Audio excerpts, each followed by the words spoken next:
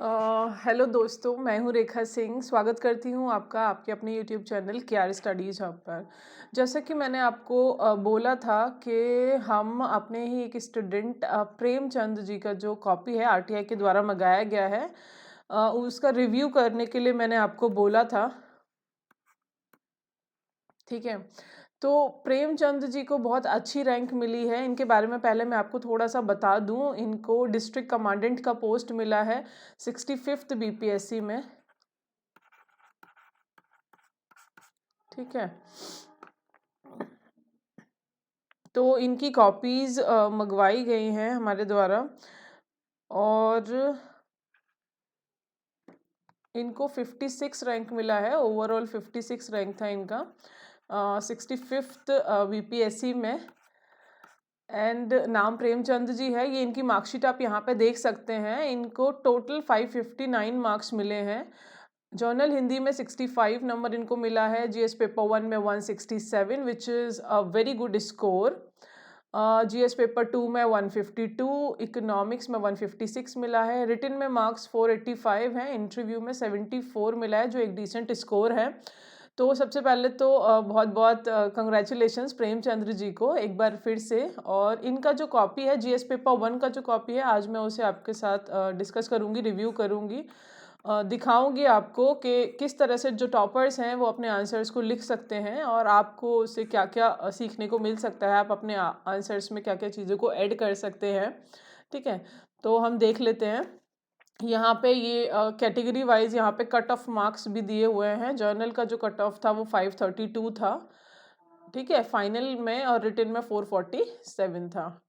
तो चलिए आगे बढ़ते हैं। और मैं जीएस पेपर 1 का जो कॉपी है, जीएस पेपर 1 में आप सभी जानते होंगे दैट जीएस पेपर 1 में 3 सेक्शन होते हैं। सेक्शन 1 में हिस्ट्री आती है, सेक्शन 2 में करंट अफेयर आता है और सेक्शन 3 में स्टेट्स आती है।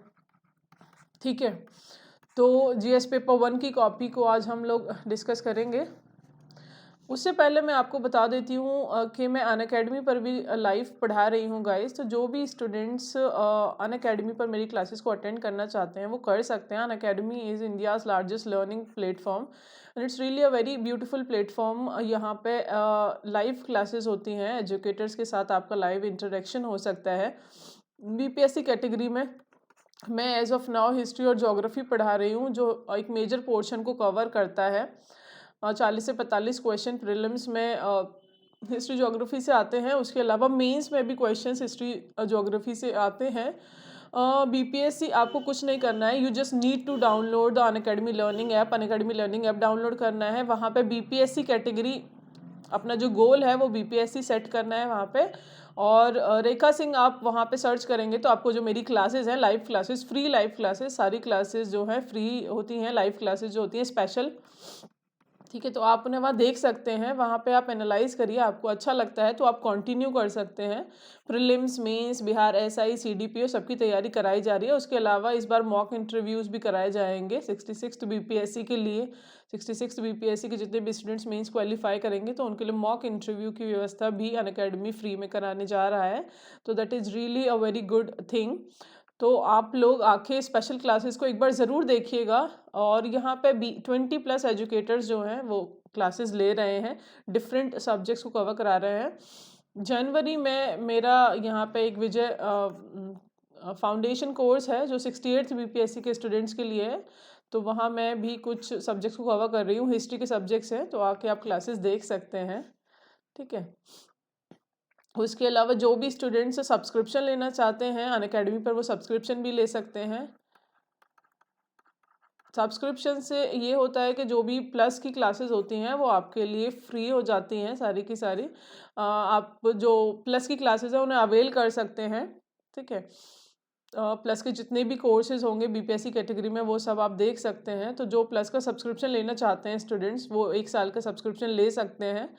और सब्सक्रिप्शन पे अगर आपको 10% का डिस्काउंट चाहिए तो आप मेरा कूपन कोड इस्तेमाल कर सकते हो, दैट इज़ रेखास10। अब चलिए आगे बढ़ते हैं फटाफट से और हम प्रेमचंद जी की जो कॉपी है उसे देखते हैं। तो ये फ्रंट पेज है मेंस की कॉपी में इस तरह का आपको एक शुरुआत में एक पेज देखने को मिलता है जिसमें आपको लिखना होता है कि किस पेज से किस पेज तक आपने अपना आंसर जो लिखा है, और जो मार्क्स यहाँ पे चढ़ाए जाते हैं वो इवेल्युएटर के द्वारा चढ़ाए जाते हैं। यहाँ पे देखिए इन्होंने क्वेश्चन नंबर 1 को अटेम्प्ट किया है तो इन्हें 16 मार्क्स मिले हैं। हाँ, क्वेश्चन नंबर 2 को अटेम्प्ट किया है तो 18 नंबर मिले हैं, ये 38 में से मिला है इनको। ठीक है, ये सेक्शन 1 में इन्होंने 3 क्वेश्चन अटेम्प्ट किए हैं। जो क्वेश्चन 3 है उसमें 15 मार्क्स मिले हैं आउट ऑफ 38।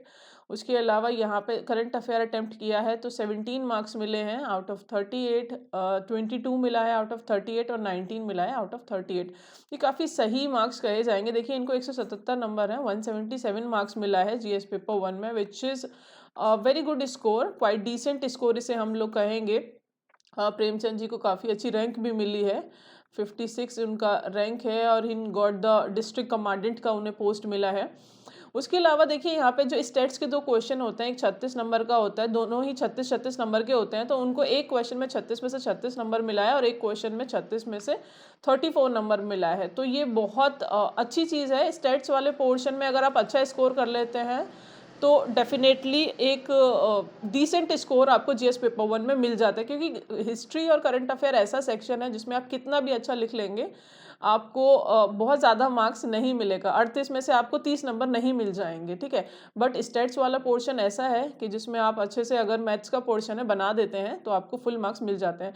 स्टेट्स में एवरेज मार्किंग भी होती है, ये चीज़ भी मैं बता दूँ, बहुत सारे स्टूडेंट्स को डाउट होता है कि स्टेट्स में एवरेज मार्किंग होती है या नहीं, कैलकुलेटर अलाउड होता है एग्जाम में, उसके अलावा एवरेज मार्किंग भी होती है। आगे हम देख लेते हैं।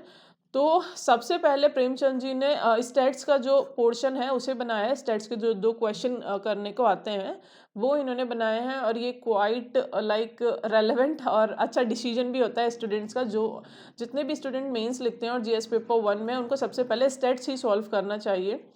ठीक है, बिकॉज लास्ट में वैसे तो जीएस पेपर 1 में लास्ट में स्टेट्स आता है, पहले हिस्ट्री आती है, फिर करंट अफेयर आता है। पेपर जो आपको मिलेगा उसमें इस तरह से होता है, पर स्टेट्स सबसे लास्ट में होता है। बट स्टेट्स को लास्ट में कभी नहीं बनाना चाहिए, बिकॉज प्रेशर लास्ट में बन जाता है आपके ऊपर। जब 15-20 मिनट बचते हैं तो आपको आता हुआ क्वेश्चन भी आपका गलत हो सकता है। तो कोशिश कीजिए हमेशा स्टेट्स को पहले बनाने का। जो भी टॉपर्स होते हैं वो यही करते हैं, स्ट्रेटेजी इसी तरह की बनाते हैं। तो प्रेमचंद जी ने भी ऐसा ही किया है, इन्होंने स्टेट्स वाले पोर्शन को सबसे पहले सॉल्व किया है। ये देखिए यहाँ पे एक क्वेश्चन दिया हुआ है, तो देखिए इसमें एक ही क्वेश्चन में 4-5 पार्ट होते हैं। जैसे ए पार्ट है तो ए पार्ट इन्होंने पूरा सही बनाया है, तो इनको देखिए यहाँ पे 9 मार्क्स मिले हैं। यहाँ पे स्टैम्प भी लगी हुई है सेक्शन ऑफिसर की, तो ये सर्टिफाइड है ये कॉपी। ठीक है, ये आरटीआई के द्वारा इनकी कॉपी मंगाई गई है। उसके बाद इन्होंने यहाँ पे जो बी है, 12 क्वेश्चन के ही 2, 3, 4, 5 पार्ट होते हैं, तो ए में इनको 9 मार्क्स मिला है। यहाँ पे बी इन्होंने सॉल्व किया है, और देखिए बहुत neat and clean hand writing में इन्होंने क्वेश्चन को यहाँ पे सॉल्व किया है, बनाया है। कैलकुलेटर आपको मिलता है, तो ये जो बड़ी बड़ी कैलकुलेशन है वो हाथ से नहीं करनी है, आप कैलकुलेटर से कर सकते हो। यहाँ पे देखिए जो बी वाला पॉइंट था उसमें इन्हें 10 नंबर मिले हैं, सी वाले पॉइंट में इनको 8 नंबर मिला है। यहाँ पे बहुत अच्छे से क्लियर हैंड राइटिंग में इन्होंने सब कुछ लिखा है, स्टेप बाय स्टेप इन्होंने क्वेश्चन को सॉल्व किया है। ठीक है, उसके बाद यहाँ पे डी है, पहले ही क्वेश्चन के यहाँ पे डी पार्ट में इनको 9 मार्क्स मिला है। तो 4 पार्ट थे एक ही क्वेश्चन के, ठीक है, ए बी सी डी करके, तो इनको 36 आउट ऑफ 36 मिला है। राइट, दूसरा क्वेश्चन जो इन्होंने सॉल्व किया है ये क्वेश्चन नंबर 14 है, स्टेट्स का ही। स्टेट्स में आपको 2 क्वेश्चन करने होते हैं, तो ये देखिए इनको यहाँ पे 6 मार्क्स मिला है। आगे इसमें 6 मार्क्स मिला है, इसके भी ए बी सी डी करके पॉइंट होते हैं। राइट, यहाँ पे 4 मार्क्स मिले हैं, और फिर यहाँ से इनका ये ई वाला पार्ट है वो थोड़ा सा इन्होंने यहाँ पे काटा है, गलती हो गई थी इनसे। यहाँ पे 6 मिला है, तो यहाँ पे फिर इन्होंने इसे सॉल्व किया है आगे चल के। ठीक है, और फिर यहाँ पे इन्हें 6 मार्क्स मिला है। तो इन टोटल इनको क्वेश्चन नंबर जो 2 है उसमें से 36 में से 34 मार्क्स मिले हैं, क्योंकि इन्होंने थोड़ा सा वहाँ पे कटिंग वगैरह की है। ठीक है, तो स्टेट्स के 2 क्वेश्चंस में इन्हें एक क्वेश्चन में 36 नंबर मिला है और एक में 34 नंबर मिला है, तो ये काफ़ी अच्छी चीज़ है। स्टेट्स में अगर आप पूरा का पूरा स्कोर कर लेते हो तो आपके जीएस पेपर 1 का जो स्कोर है, जो मार्क्स हैं, वो काफ़ी बढ़ जाते हैं, क्योंकि हिस्ट्री और करंट अफेयर पे आप डिपेंड होके नहीं रह सकते हो। अगर आप सोचोगे कि स्टेट्स वाले पोर्शन को छोड़ दोगे और हिस्ट्री और करंट अफेयर से आपका काम बन जाएगा, तो वैसा नहीं हो पाएगा, क्योंकि 38 में से 38 आपको हिस्ट्री में नहीं मिलेंगे, बट 36 में से 36 आपको स्टेट्स में मिल जाएंगे अगर आपने सही बनाया होगा तो। ठीक है, अब आगे चलते हैं। इनका हिस्ट्री वाला पोर्शन इन्होंने स्टेट्स के बाद हिस्ट्री बनाई है। स्टेट्स के बाद इन्होंने जो सेकंड पार्ट सॉल्व किया है वो हिस्ट्री है, तो हिस्ट्री के क्वेश्चंस एक बार मैं आपको दिखाऊंगी। देखिए, हैंड राइटिंग बहुत नीट एंड क्लीन है प्रेमचंद जी की, बहुत अच्छे से इन्होंने पॉइंट में लिखा है। मैं हमेशा अपनी क्लासेस में इस चीज़ को मेंशन करती हूँ कि आप पूरा पैराग्राफ में अपने आंसर्स को मत लिखिए, because a kind of monotonous हो जाता है, पर प्रेमचंद जी ने बहुत अच्छी टेक्निक यूज की है, अपने आंसर को क्वाइट लाइक अपीलिंग बनाया है। उनका प्रेजेंटेशन काफ़ी अच्छा है, आप लोग देखिएगा अभी। तो क्वेश्चन था कि 1857 के विद्रोह के क्या कारण थे और बिहार में उसका क्या प्रभाव रहा। ठीक है, ये क्वेश्चन आया था, तो इन्होंने क्वेश्चन नहीं लिखा है। क्वेश्चन नहीं लिखना चाहिए, आपको सीधा आंसर से शुरू करना चाहिए।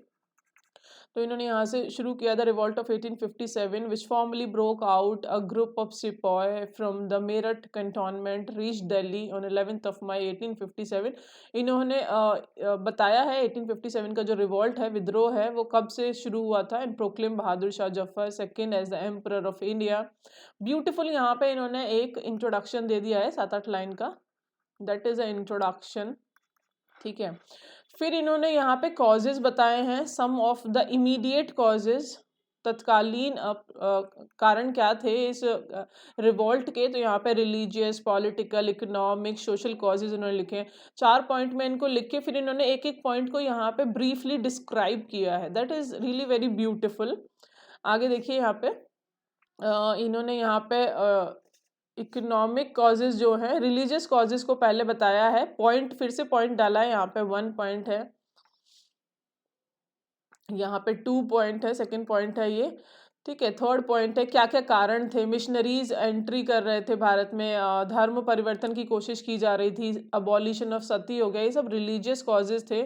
फोर्थ पॉइंट है र्यूमर्स ऑफ द कार्ट्रिजेस, जो काव का फैट था, काव और पिग के फैट से ग्रीस्ड जो कार्ट्रिजेस थी, कारतूस वगैरह थी, वो इस्तेमाल करने को सिपाहियों को दी जा रही थी, तो वो भी एक प्रमुख कारण था। फिर यहाँ पे इन्होंने डाल के यहाँ पे पॉलिटिकल कॉजेज लिखे हैं। ठीक है, बिकॉज क्वेश्चन में पूछा ही गया था that what were the causes of the revolt of 1857, 1857 का जो विद्रोह हुआ था उसके प्रमुख कारण क्या थे, उसमें यही पूछा गया था, तो इन्होंने बहुत ब्यूटिफुली लिखा है। फिर देखिए, यहाँ पे इन्होंने इकोनॉमिक एंड सोशल कॉजेज बताए, आप देख रहे हो कि थॉरोली पॉइंट का इस्तेमाल कर रहे हैं प्रेमचंद जी। यहाँ पे इन्होंने इकोनॉमिक कॉजेज में हैवी टैक्सेशन बताया है, रेशियल डिस्क्रिमिनेशन बताया है। ठीक है, सिपाहियों के साथ डिस्क्रिमिनेशन होता था, ब्रिटिश प्रोलॉन्ग्ड वॉर। ठीक है, सिंधु और अफगानिस्तान वाले रीजन में जो युद्ध हो रहा था, अगेंस्ट द अबव बैकग्राउंड, काफ़ी सारी चीज़ें इन्होंने, काफ़ी सारे जो पॉइंट हैं वो यहाँ पे लिखे हैं। राइट, उसके बाद इन्होंने यहाँ पे एक मैप बनाया है बहुत ब्यूटीफुल सा भारत का, और उसमें बताया है कि कौन कौन से में जो एरिया थे जहाँ पे रिवॉल्ट स्प्रेड हुआ था। तो दिल्ली है, यहाँ पे झांसी, लखनऊ, दानापुर, पटना, सब कुछ मेंशन किया है, आरा, कानपुर, एवरीथिंग। तो इस तरह से इन्होंने मैप के थ्रू भी आप हिस्ट्री ज्योग्राफी में मैप्स का इस्तेमाल करके देखिए, आपका आंसर एक तो अट्रैक्टिव हो जाता है, और जो पेजेस दिए जाते हैं वो भी एक तरह से कवर हो जाते हैं, क्योंकि आप बहुत ज़्यादा लिख नहीं सकते हो, क्योंकि आपके पास 36 पेज की कॉपी मिलती है। तो मैप्स वगैरह, फ्लो चार्ट, डायग्राम्स वगैरह का भी इस्तेमाल करना चाहिए। फिर इन्होंने जो सेकंड पार्ट था क्वेश्चन का, जिसमें पूछा गया था कि बिहार में इसका क्या प्रभाव रहा था, what effect did it have on Bihar, तो यहाँ पे इफेक्ट है, इफेक्ट ऑफ द रिवॉल्ट इन बिहार, इन्होंने इसको भी पॉइंट में डाल के यहाँ पे फिर डिस्क्राइब किया है। ठीक है, कि बिहार में ये कब शुरू हुआ और फिर कहाँ से कहाँ तक फैला है। फिर यहाँ पे इन्होंने इसका बारे में थोड़ा सा यहाँ पे कंक्लूजन भी दिया है। The revolt of 1857 ultimately changed the character of British rule. British rule का जो character था उसको एकदम से बदल दिया था 1857 के revolt ने. East India Company and the Mughal Empire formally came to an end. Mughal empire और ईस्ट इंडिया कंपनी दोनों ही ख़त्म हो गई थी 1857 के रिवॉल्ट के बाद. जो पावर थी वो क्राउन के हाथ में चली गई थी. ठीक है. The power became the British became the sovereign authority of India. जो ब्रिटिश गवर्नमेंट थी वो सोवरेन अथॉरिटी बन गई थी इंडिया की. तो इस तरह से बहुत ब्यूटीफुल सा इन्होंने 4-5 लाइन में एक कंक्लूजन भी दे दिया. अपने आंसर को कंक्लूड करना भी उतना ही इम्पॉर्टेंट होता है जितना उसका introduction, right. Because it makes your answer like open ended. अपने आंसर को कभी भी आपको नहीं छोड़ना है. ओपन एंडेड आंसर के मार्क्स करते हैं तो हमेशा उसको कंक्लूड करना चाहिए. फिर इन्होंने यहाँ पे सेकंड क्वेश्चन अटेम्प्ट किया है और ये आया था spread of the western education in Bihar.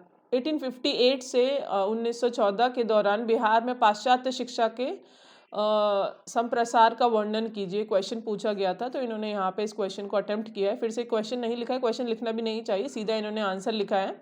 तो चार्टर एक्ट ऑफ 1813 की बात की है. Marks the formally beginning of the western education in both India and the Bihar. 1813 का जो चार्टर एक्ट आया था उसी से बिहार में और इंडिया में दोनों में ही वेस्टर्न एजुकेशन का प्रचार हुआ था. ठीक है. सम ऑफ 1 लाख रुपीज़, 1 लाख रुपए के आसपास जो सम था वो ग्रांट किया जाता था for the promotion of science and literature. इस तरह से पॉइंट्स में ये लिख रहे हैं. That is really very beautiful. यहाँ पे देखिए आगे. फिर इन्होंने मकॉली की यहाँ पे चर्चा की है.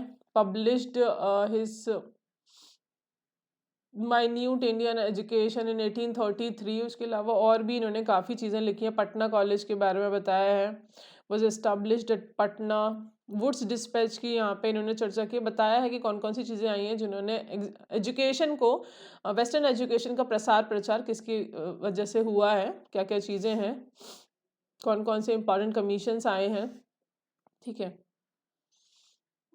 इस तरह से और इन्होंने पॉइंट में आगे चीज़ों को डिस्कस किया है. According 3 universities Bombay, Madras and Kolkata were establish in 1857. A lot of things he wrote. ठीक है. उसके बाद यहाँ पे देखिए इन्होंने डेट्स का भी मेंशन, ईयर्स का मेंशन किया है. 1813, 1835, 1867, 1917 में क्या क्या हुआ. 1 लाख रुपए का यहाँ पे ग्रांट दिया हुआ. तो इससे क्या होता है कि एग्जामिनर की एक बार नज़र पड़ती है तो उसको लगता है कि हाँ स्टूडेंट को एक अच्छी खासी नॉलेज है. तो ये सब चीज़ों से मार्क्स बढ़ते हैं. तो ये सब चीज़ें आप भी करने की कोशिश कीजिएगा. Establishment of Patna high school हुआ है, फिर पटना कॉलेज, पटना यूनिवर्सिटी, फिर 1920 में एक और BN कॉलेज की स्थापना हुई है. ठीक है. ड्रॉबैक्स, फिर इन्होंने यहाँ पे ड्रॉबैक्स भी लिखे हैं. वेस्टर्न एजुकेशन के क्या क्या ड्रॉबैक्स थे. तो it created a differentiation between highly educated elite and the huge mass of the illiterates. इससे एक तरह का डिस्क्रिमिनेशन क्रिएट हो रहा था. ठीक है. इस क्वेश्चन में इनको 18 नंबर दिए गए हैं एग्जामिनर के द्वारा. इवेल्युएट जिसने की है कॉपी, उनके द्वारा इनको 18 नंबर इस क्वेश्चन में मिले हैं out of 38, which is a decent good score.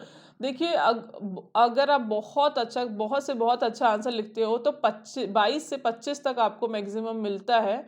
उससे ज़्यादा की उम्मीद नहीं ही करनी चाहिए. उससे ज़्यादा नहीं मिलता है. हिस्ट्री वगैरह का जो पोर्शन है मेनली करंट अफेयर का 26-27 तक भी स्कोर जाता है. ठीक है. उसके बाद जो इन्होंने ये यहाँ पे एक और हिस्ट्री का क्वेश्चन अटेम्प्ट किया है और ये क्वेश्चन था features of the Pal art and architecture. ठीक है. और उनका संबंध बताना था बौद्ध धर्म के साथ. तो पाल कला के बारे में क्वेश्चन पूछा गया था. तो इन्होंने शुरू किया है फाउंडेड बाय द गोपाला. जो पाल वंश था वो 750 AD में स्टार्ट किया गया था गोपाल के द्वारा. And taken to the privilege of glory and बौद्ध Dharmapala and Devapala in 9th century. तो इन्होंने ये कुछ यहाँ पे इंट्रोडक्शन दिया है पाल वंश के बारे में, पाल एम्पायर के बारे में. ठीक है. फिर उन्होंने बताया Pala rulers were the great patron of the Buddhist learning, teaching and philosophy. Teaching और फिलॉसफी लर्निंग के काफ़ी बड़े पैट्रन थे. And they equally patronised of the all the religious beliefs there of their age Buddhism, Jainism, इन्होंने सारे ही धर्मों को एक तरह से बढ़ावा दिया था, बट बुद्धिज्म की तरफ इनका झुकाव वो तो ज़्यादा था।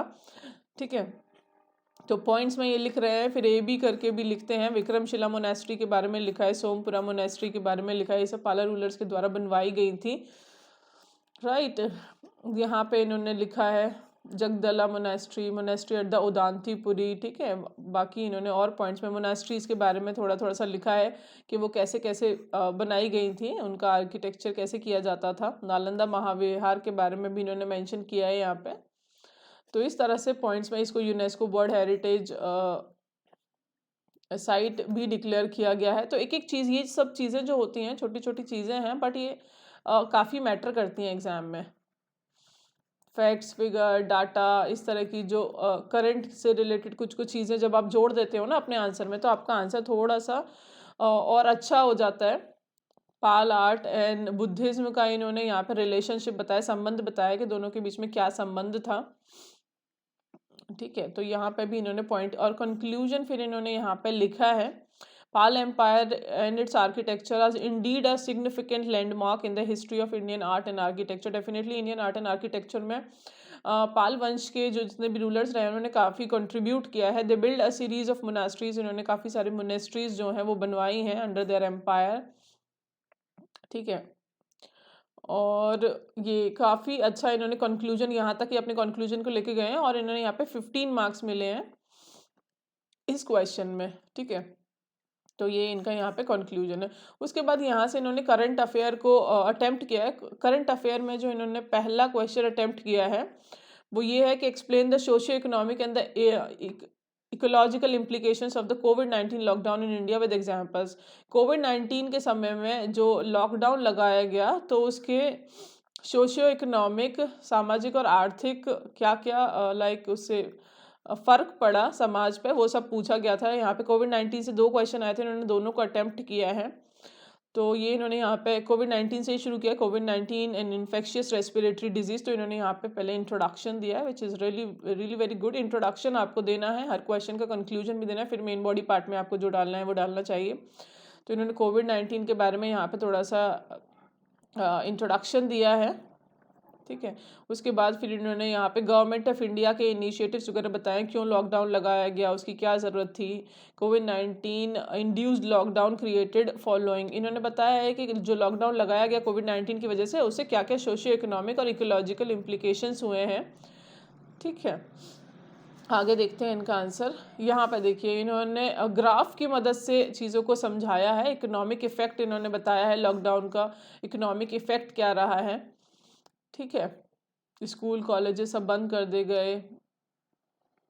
यहाँ पे इन्होंने जीडीपी की जो प्रोग्रेस थी, जो ग्रोथ रेट थी, उसको भी दिखाया था कि माइनस में चला गया था। जीएसटी कलेक्शन जो था वो भी नीचे आ गया था। तो ये सारी चीज़ें इन्होंने बड़ी ब्यूटीफुली ग्राफ की मदद से समझाई हैं एग्जामिनर को। तो ये भी काफ़ी अच्छा और इस क्वेश्चन में इनको काफ़ी अच्छे मार्क्स मिले हैं, 22 नंबर इनको मिला है इस क्वेश्चन में। ठीक है, यहाँ पे फिजिकल डेफिसिट के बारे में इन्होंने मेंशन किया है, डेब्ट टू जीडीपी रेशियो को मेंशन किया है, बहुत ब्यूटीफुल। इनका एक्चुअली इकोनॉमिक्स ऑप्शनल है, तो इकोनॉमी से रिलेटेड काफ़ी अच्छे टर्म्स का इस्तेमाल इन्होंने किया है। ठीक है, lockdown has disappropriate effects on migrant workers, जो माइग्रेंट वर्कर्स थे उनके ऊपर भी काफ़ी ज़्यादा इसका असर पड़ा था लॉकडाउन का। उन्होंने अपनी जॉब सब कुछ खो दी थी। ठीक है, खाने वगैरह के लिए भी उनके पास कुछ नहीं था, अपने घर लौटने के लिए भी रोज़गार उनसे छिन गया था, घर लौटने तक के पैसे उनके पास नहीं बचे थे। तो वो कंपेल टू वॉक होम, अपने घर वो पैदल चल कर गए हैं, thousands of miles away from the city. ठीक है, ऑन फूट, पैदल वो चल के अपने घरों तक पहुंचे हैं। तो ये सब बहुत अच्छे से इन्होंने ग्राउंड जो रियलिटी थी ना वो सब इन्होंने यहाँ पे इन पॉइंट्स एग्जामिनर जो है उनको बताई है, समझाई है। सोशल इफेक्ट फिर यहाँ पे इन्होंने अलग से मेंशन किए हैं। According to the UN director general Antonio Guterres ji ने बताया था कि डोमेस्टिक जो वायलेंस है वो बढ़ गया था। कोविड-19 इंड्यूस्ड लॉकडाउन जो था, लॉकडाउन में क्या था कि सभी लोग घर पे थे, तो महिलाओं पे काफ़ी ज़्यादा उत्पीड़न होने लगा था, डिप्रेशन बढ़ गया था, एंग्जाइटी बढ़ गई थी लोगों में। इकोलॉजिकल इम्प्लीकेशंस भी इन्होंने यहाँ पे फिर मेंशन किए हैं। ठीक है, एयर क्वालिटी इंडेक्स था वो काफ़ी अच्छा हो गया था। ये देखने को ही आया था कि हवा काफ़ी स्वच्छ हो गई थी, बिकॉज व्हीकल्स नहीं चल रहे थे रोड पे, लोग भी घरों से नहीं निकलते थे ज़्यादा। पटना के बारे में भी देखिए, अगर एग्जामिनर ने क्वेश्चन में पूछा है या नहीं पूछा है, बट फिर भी आपको बिहार स्पेशल अगर आप लिख रहे हो, लाइक बीपीएससी का मेंस लिख रहे हो, तो बिहार से रिलेटेड कुछ कुछ डाटा फिगर्स पर्टिकुलर क्वेश्चन के रिगार्डिंग आपके पास है तो उसे ज़रूर डाल दीजिएगा। यहाँ पे इन्होंने पटना का एवरेज जो एयर क्वालिटी इंडेक्स है उसको भी यहाँ पे मेंशन किया है, which is really very good and satisfactory condition में था एयर क्वालिटी इंडेक्स पटना का। ठीक है, मुजफ्फरनगर, गया वगैरह के बारे में भी थोड़ा थोड़ा बताया है। फिर इन्होंने यहाँ पे बताया, thus we can say that कोविड-19 pandemic is the most devastating pandemic because it is as much as health crisis as so the economic crisis. इससे हेल्थ क्राइसिस तो हुआ ही हुआ, इकोनॉमिक क्राइसिस भी हमें देखने को मिला। और यहाँ पे देखिए इन्हें 22 नंबर यहाँ पे मिले हुए हैं इस क्वेश्चन में, which is a very decent score. उसके अलावा फिर इन्होंने एक और क्वेश्चन अटेम्प्ट किया है। ये मिशन शक्ति से रिलेटेड एक क्वेश्चन आया था, विद मिशन शक्ति India becomes the 4th largest space power in the world, discuss the statement. ठीक है, और ये जो क्वेश्चन है ये भी करंट अफेयर से था। करंट अफेयर से आपको 3 क्वेश्चन करने होते हैं, तो इन्होंने एक क्वेश्चन यहाँ पे मिशन शक्ति से रिलेटेड अटेम्प्ट किया है। ये इंट्रोडक्शन है, पॉइंट में ये पूरा आंसर को अपना लिख रहे हैं, आप लोग देख लीजिएगा, इसे बड़े अच्छे से पढ़िएगा इन क्वेश्चंस को पूरा पूरा। मैं तो नहीं पढ़ रही हूँ क्योंकि वीडियो बहुत ज़्यादा बड़ा हो जाएगा। ठीक है, ये देखिए यहाँ पे इन्होंने पॉइंट्स में पूरा मिशन शक्ति के बारे में लिखा है, इंडियन स्पेस रिसर्च ऑर्गेनाइजेशन के बारे में, इसरो के बारे में भी इन्होंने यहाँ पे थोड़ी सी डिस्कशन किया है। राइट, फिर यहाँ पे टाइमलाइन बताई है इसरो की, कि इसरो ने कब क्या क्या किया है, इसरो का एस्टेब्लिशमेंट, स्थापना कब हुई है, कब उसने आर्यभट्टा सैटेलाइट को लॉन्च किया, कितना ब्यूटीफुल उन्होंने ईयर वाइज ये देखिए सब कुछ यहाँ पे मेंशन किया है। 2019 में मिशन शक्ति सक्सेसफुल हुआ है। मंगलयान हमने सेंड किया था 2014 में। 1991 में जीएसएलवी का व्हीकल जो था उसका सक्सेसफुल ऑपरेशन हुआ है। तो इस क्वेश्चन में इनको यहाँ पे 19 मार्क्स मिले हैं, तो विच इज़ अ गुड स्कोर, अच्छा स्कोर कहा जाएगा। उसके अलावा इन्होंने एक और क्वेश्चन करंट अफेयर से ही अटेम्प्ट किया है, और ये क्वेश्चन था कोविड-19 discuss the pattern of global spread of कोविड-19 pandemic with reference to the international migration and trade. तो इस क्वेश्चन को भी इन्होंने बहुत ब्यूटीफुली यहाँ पे छोटे छोटे पैराग्राफ्स में पॉइंट्स में डिस्कस किया है। ठीक है, पढ़ ज़रूर लीजिएगा, आई मीन क्वेश्चंस को आप बहुत अच्छे से, जो आपको पता लगेगा कि क्या क्या चीज़ें लिखने से मार्क्स जो हैं आपके बढ़ सकते हैं। देखिए एक एक नंबर भी जो बढ़ता है मेंस में वो बहुत इंपॉर्टेंट होता है। एक एक नंबर से आप या तो एंटर कर जाओगे या तो बाहर चले जाओगे मेरिट से। ओके, ये देखिए इन्होंने बताया है कि कहाँ कहाँ कैसे कैसे स्प्रेड हुआ है इस वायरस का, और यहाँ पे ये देखिए ग्राफ और ये मैप की मदद से थोड़ा सा इन्होंने यहाँ पे समझाया है, which is really very beautiful. Objective of lockdown, lockdown के ऑब्जेक्टिव यहाँ पे इन्होंने समझाए हैं। और इस क्वेश्चन में इनको 17 नंबर मिले हैं। यहाँ पे देखिए, यहाँ पे नंबर मेंशन है 17 मार्क्स। तो या this is the last slide, और ये इनके सारे क्वेश्चंस मैंने आपके साथ डिस्कस कर दिए हैं। राइट, 3 क्वेश्चन इन्होंने हिस्ट्री से अटेम्प्ट किए, 3 ही करने होते हैं हिस्ट्री से, 3 करंट अफेयर से किए हैं, और सबसे पहले इन्होंने 2 क्वेश्चन स्टेट से किए हैं। तो आपको इन टोटल 8 ही क्वेश्चन करने होते हैं, 8 क्वेश्चन आपको करने होते हैं जीएस पेपर 1 में। 8 क्वेश्चन के आंसर आपको देने होते हैं। तो इन्होंने सबसे पहले स्टेट्स को अटेम्प्ट किया है। स्टेट्स में इनको 36 और 34 नंबर मिले थे। उसके अलावा हिस्ट्री को किया है, तो हिस्ट्री में एक क्वेश्चन में 16, एक में 18, एक में 15 मार्क्स मिले हैं। करंट अफेयर में इनको 17, 22 और 19 नंबर मिला है। तो आप लोग कॉपी को बहुत अच्छे से देख लीजिएगा और कोशिश कीजिएगा थोड़ा सा जो भी इम्पॉर्टेंट चीज़ें हैं उन्हें अपने आंसर्स में भी इनकलकेट करने का। प्रेम जी की कॉपी क्वाइट डिसेंट है, उनका हैंड राइटिंग भी रीडेबल है। आपका हैंड राइटिंग रीडेबल होना चाहिए, अच्छा होना चाहिए, ताकि जो इवैल्यूएटर है उन्हें ज़्यादा एफर्ट्स ना डालने पड़े आपकी जो हैंड राइटिंग है उसे पढ़ने में। इनका जीएस पेपर जो 2 है उसको भी मैं आपके साथ उसका भी रिव्यू करूँगी, आपको दिखाऊँगी जीएस पेपर 2 की जो इनकी कॉपी है। और एक बहुत अच्छी पोस्ट प्रेमचंद जी को मिली है, डिस्ट्रिक्ट कमांडेंट वो बने हैं 56th बीपीएससी में। तो इस तरह के आंसर्स अगर आप भी लिखते हैं तो आपको भी एक अच्छा स्कोर जो है एग्ज़ाम में मिल सकता है। राइट, और कल की ही एक वीडियो बना के शॉर्ट में मैंने आपको बताया था कि पोस्ट बढ़ गई हैं, 68 जो पोस्ट हैं वो और बढ़ा दी गई हैं 67th बीपीएससी में। टाइम भी आपको भरपूर मिल गया है, पोस्ट भी बढ़ गई हैं, तो बहुत अच्छे से तैयारी कीजिए। आपको सिर्फ एक पोस्ट चाहिए अपने लिए, ठीक है। जितनी मेहनत आप कर सकते हैं मैक्सिमम उतनी कीजिए, और आंसर राइटिंग पे अभी से वर्क कीजिए। आपका कोई भी डाउट होगा तो कमेंट सेक्शन में लिखकर मुझे बता दीजिएगा। And once again many many congratulations to the Premchand ji. Thank you so much to all of you guys for watching and listening me. और अन अकेडमी पे मेरी क्लासेस को लाइव आके ज़रूर देखिएगा। इट्स माय रिक्वेस्ट, क्लासेस एकदम फ्री है। आपको अन अकेडमी का लर्निंग ऐप डाउनलोड करना है, गोल में बीपीएससी डालना है, और रेखा सिंह सर्च करके आप मेरी वीडियोस को डायरेक्ट देख सकते हैं, ठीक है। काफ़ी अच्छे से कॉम्प्रिहेंसिवली मैं हिस्ट्री जोग्राफी को वहाँ पे कवर करा रही हूँ। History of Bihar, geography of Bihar, history of India and geography of India, and that is very important for your upcoming BPSC exam. Thank you so much.